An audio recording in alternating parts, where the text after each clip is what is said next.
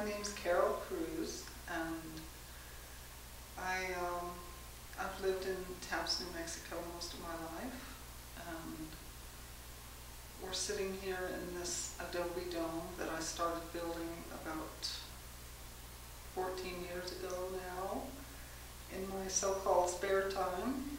And I had a one-year-old baby at the time, and often she would come out here with me. Well, there was nowhere else for her to go, so every time I came, she was with me. And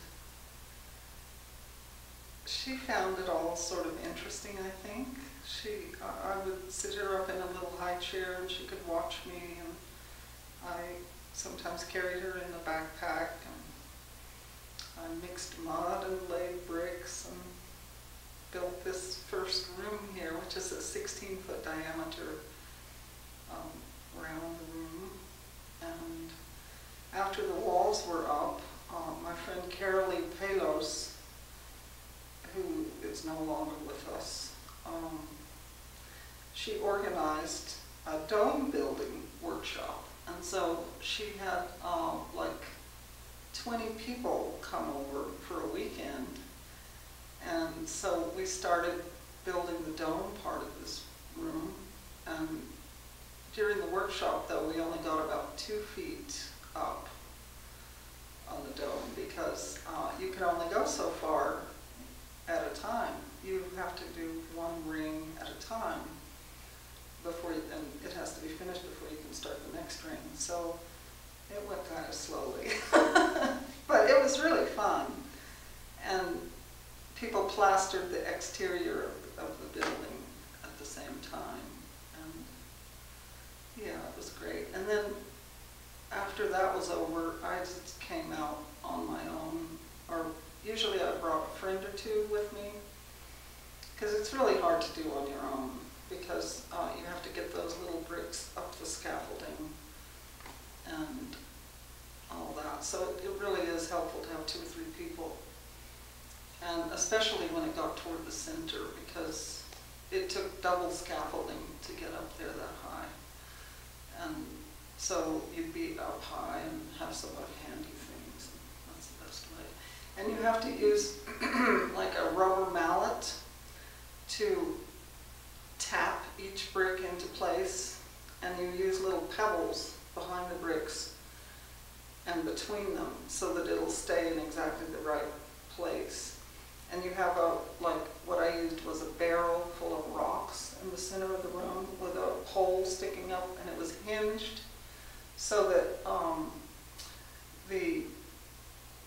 the hinged piece of wood would tell you exactly where the next brick should go and the right angle and everything. So that was fun.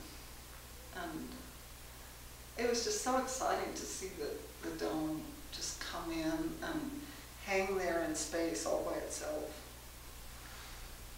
It's amazing.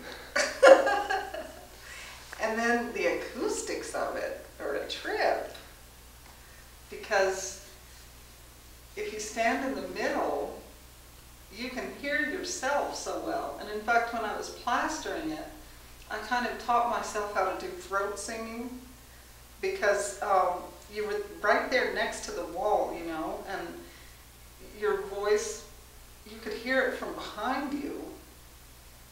And I don't know, it's just very mysterious, but I tried to do this double voice kind of thing, and I kind of felt like I was doing it. I'm not sure. But one time we had a voice workshop in here, and to have like 10 people sitting around in a circle making sounds and toning with each other, it was amazing, because it was like a whole body of voice was created in the middle of the room, and it seemed almost palpable. You could walk into it. It's incredible. It's a great place to play drums or sing or anything like that. We've had several little musical sessions up here. It's always fun. Well, I had built one house already, or most of a house. It had started out as an adobe horse stable that belonged to a good friend of ours when I was married. And my husband and I worked on that together and transformed it into a little solar house. But it was never ours. It was like a lease kind of agreement. And so we stayed there for 6 years, and then we moved up to Taos. It had been in Tasuki. And so we bought an old house in town, but then I could see that this marriage was coming to an end. And I just wanted some project of my own. And the first house we built had been very linear in its structure, very straight edges, and a lot of south face, you know, a big south room, and, you know, that was great for the heat and all, but I just wanted to make something round, just for the fun of it. And my friend Carole was fascinated with domes, and wanted to organize this whole workshop thing where everybody would help each other build their domes.